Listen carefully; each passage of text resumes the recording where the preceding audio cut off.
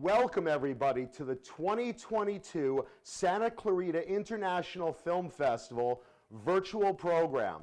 I am your host, Jonathan Mankuta. How is everybody? I am so happy right now to be in studio live with director, producer of Diary of a Mad Black Werewolf, Mark Cheng. Welcome, man. Thank you. Welcome. How are you? Good to see you. Good energy. Good Thank to be you, here. man. Thank you. Great. Love the film. Awesome. I'm glad you did. Very cool. Glad you did. Very cool. Interview over. That's it. All There's right, nothing more to say. Watch the film. It's terrific. That's all you need to know, guys. It's a micro short. Micro short. Terrific. Really great concept. Why don't you tell the audience about it? Sure. I'm really in love with this idea. Diary of a Mad Black Werewolf is an animated short structured as a vignette of this female black werewolf reflecting on her legacy and her existence over the centuries. And what I really like about it is that I'm a genre filmmaker, really enjoy genres, but really also drawn when the material evolves the subject matter and has themes that kind of resonate beyond the actual story.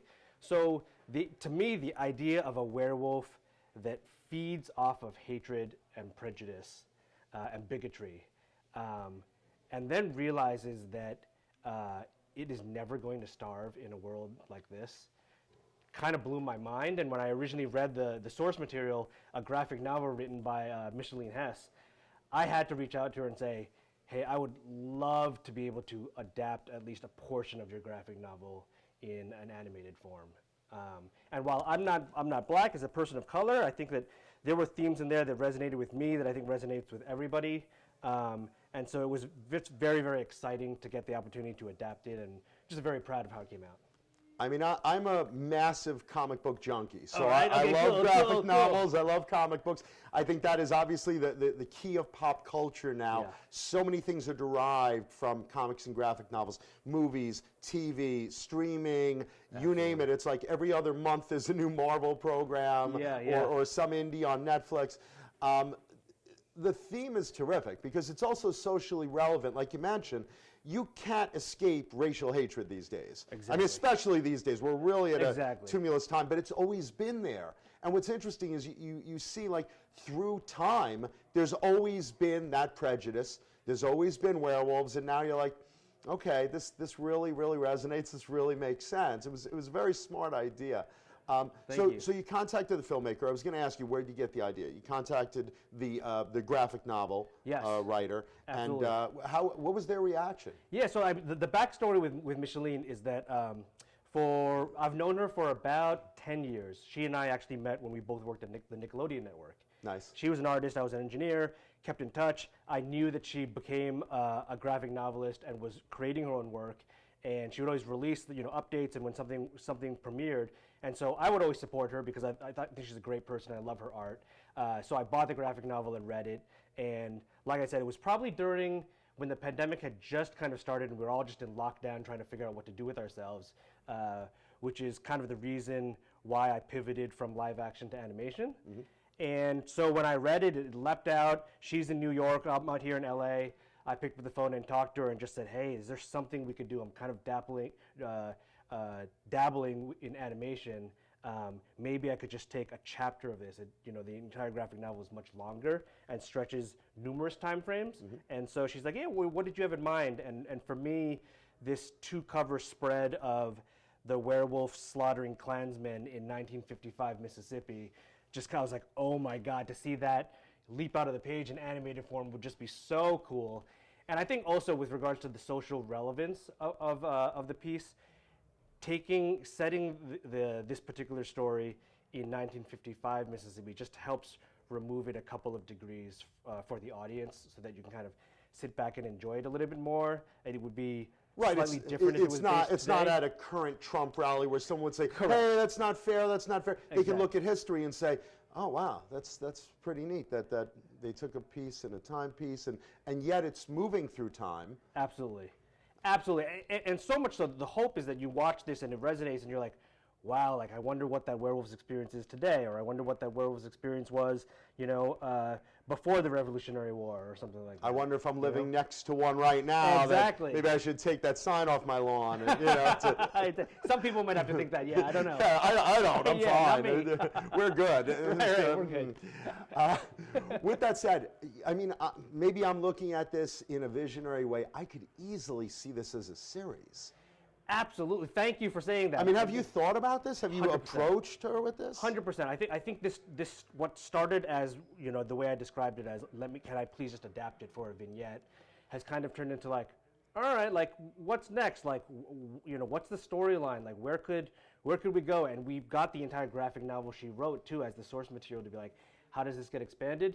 So I think that as Black Werewolf kind of winds down its festival circuit, the next thought is like, how do we start to bundle and package this and look towards something more episodic? That's expand on. I mean, you already have the graphic novel as the Bible. 100%. That's your source. You could introduce other werewolves. I mean, I'm not going to write this unless I get a piece. But you could expand it into other werewolves. Where's your family? What's the original origins? I mean, there's a lot of things you could do with it. And horror is such a big genre. Totally agree. Horror and sci-fi, I always say this, have the biggest followings of any genre. The most loyal fans, the biggest conventions, cosplayers, from Universal Monsters to Frankenberry and Count Chocula to, Saw and everything Jordan Peele is doing. Absolutely, 100%. And the nature of how we made this film, we used a video game engine to render all of the graphics. And so all the assets are there. We can just take that werewolf and drop her into another time period, another map, another environment. And I think thinking beyond the linear scripted storytelling, as a video game engine, we can easily make these levels and these characters interactive. So we actually just did a test where I took this environment of a Mississippi farm and the werewolf, and you can control the werewolf and have her run around and kill Klansmen with a couple different moves and stuff. So now this is a game I can sink my teeth into. Exactly. This is fun. Yeah, you can imagine it, right? I would play it. I mean, I think that's for a lot of filmmakers, right? Like you and I, that is kind of the threshold or the benchmark of like, would I want to watch this? Would I want to play this? And like, as we talk about it now, I'm getting excited again. Like, oh, I want to play that game. Yeah, no, I mean, as someone who loves werewolves and hates Klansmen, I think it's a perfect mix. It's a good audience, right? Peanut butter and chocolate. It's just two great tastes that really work. Right. Love the animation. Would you, if you did a series, would you stay with that type of animation? I think we would. I think in doing my research, and like I said, before I got into animation, I was a live action filmmaker. Werewolves, if you talk to any special effects person, can be one of the most challenging and expensive effects to get right and to get realistic and to achieve that look that you really want. Sure. And so there's that one challenge, but I think on top of that, like the animated piece to me looks so great and allows for so many different styles and looks. It's very, very versatile. And I think that we'd probably want to stay in that at this point. Okay. Always open to other things, but like, I think the short looks great. It's a fantastic concept short as well. And so I think that's probably the medium we'd want to stay in, but who knows, right? When you're talking to somebody who's like, how many commas should I write in this check? Like, when Netflix goes, I didn't get how many zeros Can you remind before me that again? Decimal. Exactly. Yeah, listen, I'll do it hand puppets with socks if you pay me the right money. Exactly. Who's your favorite werewolf? Out of all history, you have Lon Chaney, you have Man Wolf from Spider-Man, you have American Werewolf in London, you have Twilight. I mean, you have thousands of others. Who's your favorite werewolf? There's so many, but I think Werewolf in London was probably it was the first one I watched as a kid, and it kind of blew my mind. I was probably too young to watch it. Yeah. You know what I mean? And so those scenes of the transformation really just get burned, right? Get burned into your brain. So that's what I'm gonna say. Yeah, that probably would have been my choice too. Yeah. I was between that, and as a kid, I liked Man Wolf from Spider-Man. But Twilight recently, I love the werewolf family, but they changed them into actual wolves, so they don't look like a werewolf. They look like wolves. A big dog, right? Yeah, still cool. Did you see Monster Squad in the '90s? I did. That was a good werewolf. I did. Wolfman's got nards, right? I like the groovy ghoulies. Yeah. I mean, you name it. I mean, there's no wrong answer to it. I was just curious, but so horror genre. Yeah. With that said, is that usually a toy box you want to stay in, the horror genre? Well, I love horror, I love action, I love science fiction, and like I alluded to before, it was really when the pandemic and the lockdown happened that live action filmmakers like me pivoted to animation and using game engines to tell animated stories. It's kind of a disruptor in the industry now for people who've done reading or observing the industry evolve in that way. And so animation, 3D animation like this just gives filmmakers like me so many more opportunities at the budgets we need to work within. Oh, I can see that, sure. If you've got $100 million check, you can make a spaceship if you want, but for most of us, we don't have that, we have to work within certain financial constraints. And in the animated world, if I can just go buy a 3D model of a spaceship that's 90% there of what I want, and then modify it to get to match my vision, it is just so alluring to stay within that medium. And I think animation now has evolved to the point where I still need to be able to work with actors. We do a lot of motion capture, facial capture, a lot of the things that traditionally live action film directors would shy away from animation for those reasons. Those things are still all there in the 3D animated world. So I like where I am right now. I'm not saying no to anything. Working on live action scripts and have directed some stuff recently, but like, the 3D animated world, I think it's there to stay for me. Absolutely. Okay, 100%.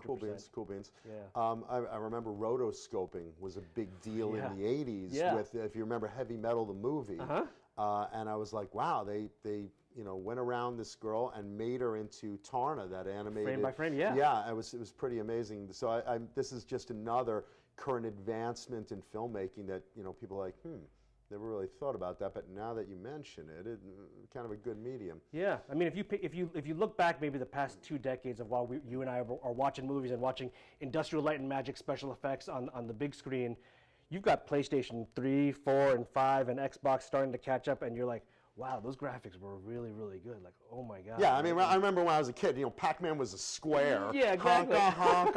I was like, what's this? Exactly. Now it's at a point where you're like, wow, like those graphics were, like the graphics in that video game was better than that B movie I saw, on the Sci-Fi Channel. Holy I just cow. want to touch you to make sure you're real, actually, not exactly. not animation. Yeah, so it's come a long ways. It has. With that said, what was the hardest part of making this film? Let's see. I think that there's, as disruptive and as this technology is and its ability to make magic, there's still a lot of components that need to kind of be stitched together. So there's this very short portion within the film where you see 2 human actors look at this werewolf and then exchange looks with each other. And achieving that level of realism for those human-looking characters was definitely something we had to spend a lot of time on. But the beauty of it is that when all the pieces and technical pieces finally came together, the performances of those 2 actors were both achieved by me using an iPhone to capture my facial performances. So in a way, you said director, producer, and animator. I'm also kind of like the motion capture guy behind. You're in the cast. Yeah. You're exactly. in the cast. That's very cool. Yeah. No, most people that hire me for acting gigs also try to brush me over with anything they can. Animation, exactly. a sign. Can you airbrush him out? I mean, whatever you could get done, get him out of there. What was your best memory of making this? Like the one that'll stick with you from point of reading the source material to right up to this interview. What was that one memory that you're always going to say, man, this was like a great time in my life doing this? It has to be when I showed the first completed clips to Micheline, the comic book creator. Because you need to understand, like, you're asking, in this particular relationship, she was the creator of this story. She's the absolute vision. She wrote the Bible of the whole thing. And as a director and filmmaker, asking her to trust me with this material, something that I think is very personal to her as well. Sure. Trust me with realizing this in the 3D world. There's a lot of trust there, and as friends and someone who respects her material and her work, you don't want to let her down. And you don't want her to be like, I know I said yes, Mark, but I think I changed my mind after I look at this crappy stuff. I didn't know you'd screw up my world. I mean, I knew it was going to be that hard to screw up. But really that moment where I said, hey, here's some completed clips, like, can you take a look? And really kind of like, can you give me your blessing to keep going? And she was like, wow, like I think you got it. I think you know what I wanted and what I didn't want. And that's a fantastic feeling, right, for any artist. And for an art form like this that is so collaborative, you're working with so many people, like it is important to you that everyone is aligned, especially the original creators, in this case, Micheline. So oh yeah, for sure. That was the best moment, that she's like, you got it. That's really cool. Yeah. How about funny moment? Funny moment, you probably didn't see the things that didn't make the clip when I'm trying to do the facial capture with the, it's a dramatic scene. That's why we're asking right now. They want to know. It's a dramatic scene where these two slaves are looking at each other, like wondering whether this werewolf is going to charge them, and I'm trying to perform the facial capture for this and look around, and then I'm literally in my home office, and my kid comes in and is like, Daddy, like, can we have peanut butter and jelly for lunch? And I'm like, oh, like, and the 3D model. Quiet, I'm in chains right now. Oh God! And the 3D model is doing the same thing, and for that split second, I look at the screen and see that the model is doing the same thing in a burning cabin. It's just kind of, it's like surreal, If you ever do a DVD, please put that on a blooper reel or something. That's been long deleted. Nice. So where do you go from here? Are you gonna just try to pursue and see if you could give this thing some real legs, which I hope you do? I think so. I think we're at the stage right now, is like I said, the festival circuit's kind of ending for this film. It's done great, a lot of awards and accolades, beginning to get people, very supportive people saying, how can I help you? Like, what I'd love to see more of this. And so I think next year we're going to begin to lean in a little bit and try to push this out and flesh it out to explain where the story could go. Try to enlist some studios, hopefully, some champions, definitely. But I think that the barometer I use is you look at these stories and these projects as they take their own life, take their lives of their own, and you look at it and you say, I want to give this one a chance. I think this one deserves a chance. It's done so well. It has something to say. It adds to the genre. It resonates beyond the material and beyond the characters, and so those are kind of all the ingredients you and look it's for. Socially relevant. I mean, I think it really so. is. I really do think so. So I think we want to give it a chance, and so I've got other projects in the pipeline, animated and live action, but I think this one we really want to lean in and give it its opportunity. So. That's great. I'd love to see more. And so thank you to SCIFF, for giving it, just another platform to be viewed. Really glad to have support of a festival like yours. Well, we appreciate that. I mean, we love the material. You got it in a bunch of festivals, including SCIFF. Yeah. Your audience reaction, you said, has been pretty much positive. Very positive, yeah. Very positive. That's great. With that said, let me throw you a curveball here. If we could pop you into a DeLorean and send you right back to the very beginning, what would you do different? Well, I think that, the biggest hesitation I had in taking on this project was that clearly Micheline is a black female comic book artist, and the material is clearly, as the title suggests, the point of view of a black werewolf. And I had some hesitation in the beginning about whether, am I qualified to actually tackle a project like this and be one of the helmers, right? One of the faces of the actual project. And part of me, I think in my heart was like, well, as a person of color and of someone who just understands and shares that type of reaction when you see prejudice and bigotry, I was like, clearly, I understand the material. But I think there was always some hesitation about whether my face is the right face to be championing this type of project. And in the festivals I've been to, and the Q&A sessions like this, but talking to audience members, they're all just so supportive that the story needed to be told and deserves to be out there in the ether, that, if I could go back in time, it would just be like, don't worry too much about that. I think people will see the material, judge its integrity, and not, judge a book by its cover, which is essentially the lesson that we're all trying to teach you, right? So, yeah, that's what I'd say. Hatred is hatred. I mean, there's enough hatred for all of us to share. Apparently, it's yeah, and it's again, we say that tongue in cheek, but it's the sad part of it, right? And that's the thing that I like about this project and this character that's there, is that she's talking about, I mean, the line was like, as long as there's a food source, we're never going to leave. And when you feed off of hate, like, you know, you're never going to run out. You're never going to starve. And that's chilling, and it's sad, and it's tragic, right? And it's But it's real. unfortunately true. Exactly. It's unfortunately true. Exactly. I mean, you could have hatred for every race, every religion, every sexuality, and they do, unfortunately.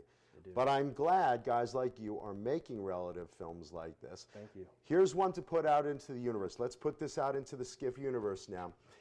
If you could work with anybody on any project, because a lot of directors, producers, writers, actors are part of SCIFF, work with SCIFF, are watching this right now, who would it be? Let's put it out there, see if maybe someone will contact you.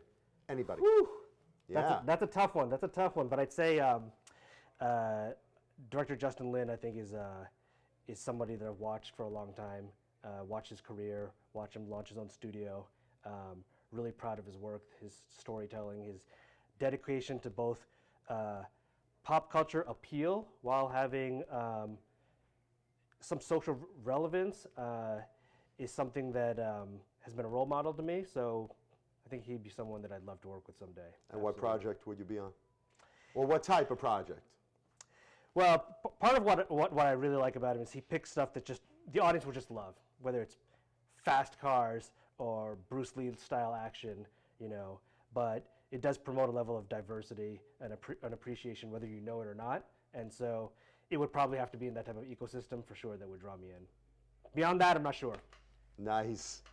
Not sure or not sharing because I'm busy writing with my heads down. Well, listen, if you're out there and you're listening, this guy wants to work with you. So take a little phone call and try to work with him. The film is Diary of a Mad Black Werewolf. It is premiering on the SCIFF virtual show and will stay up for one more week.